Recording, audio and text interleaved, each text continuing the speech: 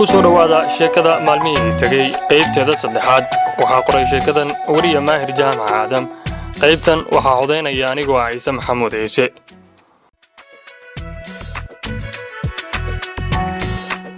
maleeshiyadii igu soo qaadatay gaariga marna aniga iyo ayaga oo aanan wada hadlin ayaan soo gaarnay halkii ay ii soo wadeen.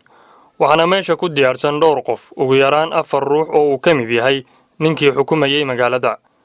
waxaase la fariisiyey kursi la mid ah kuwii ay ku fadhiyeen. waxa la ii su'aalay ka waran joogistaada Baraawe. waxaan isla ruuxay jawaab codkeedu aad u hooseeyo oo ahayd weli inaan joogo Baraawe ma malaynayo, waayo halkiina la dejiyey ayaan weli iska fadhinaa. jawaabtaas mid walba oo ayaga ka mid ah wuxuu ku qoslay sida inuu aad ugu riyaaqay ogaalka jawaabtaydaas. laakiin guddoomiyihii ayaa igu yidhi, waxaan rabnaa inaad u soo wareegto halkan aqalka martida, waayo muddo ayay qaadan kartaa in la xalliyo arrinta gaadiidkiinna.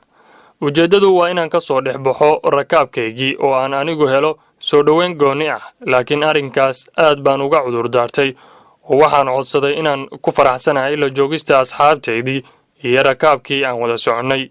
waxaa ku jirta ujeeddo ah in lala socdo dhaqdhaqaaqayga si aanay u dhicin wax la mid ah xaaladihii kalifay in lagu qasbanaado in rakaabka loo soo daadgureeyo Baraawe. markaas ayada ahna waxa ay dadka ku nool magaaladu ku soo jeedaan dhanka xeebta. dhuxusha iyo kalluunka waa labada dhaqdhaqaaq ee xagga dhaqaale ugu weyn ee ka jira magaalada. waana ammaan dhan kasta gudaha magaaladu, laakiin cabsidu waxay taalaa wixii ka baxsan magaalada. waxaa la aqbalay inaan u laabto rakaabkaygii, waxaana la ii soo dhiibay gooyo waaweyn iyo dhowr caag oo waaweyn oo biyaha la cabo ah. kadibna waxaan ku soo laabtay saacad kadib asxaabtaydii, oo markii ay arkeen aniga oo soo galaya ganjeelka soo dhaafaya ayay iigu dhawaaqeen magacayga si wada jir ah. kadibna waxaan soo dhoobay goobta dhammaan wixii la ii soo dhiibay, waxaana u qaybinay dadkii da'da ahaa ee nala socday. asxaabtaydii oo aad ugu xiiso qabta soo laabashadeedii ayaa iigu yidhi, maba aanan aaminin adiga oo nabada inaad soo laabanayso, iska daa inaan ku fikirno adiga oo gooyo noo sida inaad nagu soo noqonayso. saaxiibaday waxaan u sheegay in meel martida qaaska ah la dejiyo la igu casuumay oo aan dartood u diiday inaan dhigo halkaas. laakiin hadalkaygaasi wuxuu noqday kii ugu maada iyo qosolka badnaa ee ay iga maqlaan maalmihii aan wada soconnay. ibraahim ayaa si kaftan ah iigu yidhi, bal intaas bahasha nooga daa ee waxaad noo sheegtaa maxaa la lahaa gaadiidkeennii. xaqiiqdii saaxiibaday xitaa haddii ay fikiri lahaayeen wakhtigaas waxay fahmi lahaayeen in gogosha iyo gabaadka ay haystaan ay sabab ku timid oo aysan iska iman. waxaan la wadaagay in wakhti ay qaadanayso soo celinta gaadiidkeennii ama in la helo gaadiid noo sii qaada safarkeennii ku aadanaa Kismaayo oo aan maalinkiisa saddexaad fadhinno Baraawe. arrinta qof walba oo ayaga ka mid ah aad buu uga xumaaday, laakiin waxay keentay in loo macaamilo sida dad deegaan ah, calashaan laga fikiro dhaqaalaha qof walba uu haysto, dharka la dhaqdo oo cunnadana si wada jir ah loo wada karsado. intii aan ka maqnaa ayuu Ibraahim aad u sii bartay gabdhihii. wuxuu ii sheegay in magacyada dhabta ah ee gabdhahan la kala yidhaahdo Fardowsa iyo Ikraan. Ikraan waa gabadha uu Ibraahim qalbi ahaan ula sii darsay. waa nin dhalinyaro ah oo ay u fududahay inuu si dhow ula saaxiibo dumarka, weliba tan uu damco uu ka samaysan karo xiiso iyo kalgacayl si dhaqsi ah. inta aan maqnaa ayaa aad la isu waraystay. Fardowsa waa tan dhankayga soo eegaysa, laakiin waxaan dhaho ma hayo. Ibraahim ayaa yidhi, war saaxiib, annagu intaad maqnayd waan is waraysannay ee bal waran adna. kollay caawa jiif ma jiro ee waa la sheekaynayaa. waxaan su'aalay sheekada aad iga rabtaan xaggeen ka bilaabaa. Fardowsa ayaa soo bowday kolkiiba, waxayna tidhi, ka sheekee noloshaada, jacayladii ku soo maray iyo hadda noloshaada. su'aashaas waxaan u fahmay in wax xidhiidh ah oo ay nolosheeda ruux la leedahay laga raadinayo.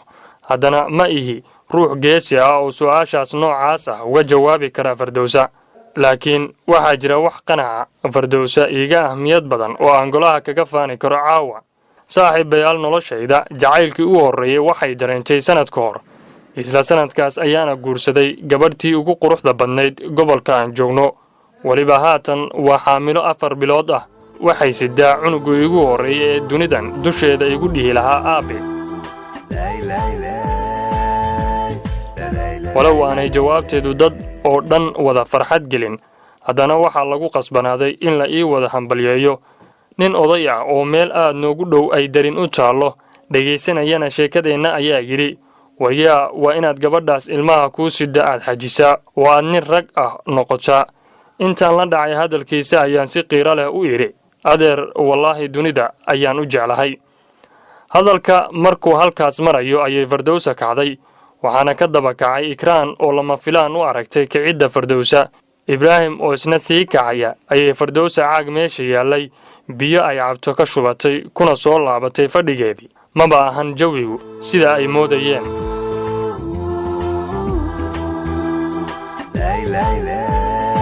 Fardowsa waa qof cajiib ah aniga iyo Fardowsa waxaa noo bilowday sida dad hadda isbartay inaan xoogaa kala gaabsanno waliba xishood yar dhexdeena yimaado waayo wax walba waa wax aan anigu leeyahay sababtooda laakiin saaxiibka Ibraahim iyo Ikraan waxay isugu sii dhawaadeen Saa'id waxayna bilaabeen inaysan la dhuuman ficilada ay ku muujinayaan xidhiidhkooda jacaylka ee ay ku sameynayaan horteenna taas waxay mararka qaar keenaysay in dadka waaweyn ee nala socday noo arkaan dhalinyaro ka dhacsan nolosha waxaan bilaabay inaan ka fogaado mar walba oo ay lamaanahaas meel aan joognay isugu yimaadeen waxaana halkaas ku sii kala fogaaday saaxiibadii wada jiray sidaa oo ay tahay Ibraahimkii aan shalay qasbayay aniga ayaan haatan ku karila kada dhaqanka sidaas waxaan galnay maalinkii afraad ee safarkeenii aan kaga soo baxnay Muqdisho kuna soconnay Kismaayo balse aan wali ku sugannahay Baraawe waxaa noo yimid rag ka socda maamulka waxa ay sheegeen in gaarigii lagu dhacay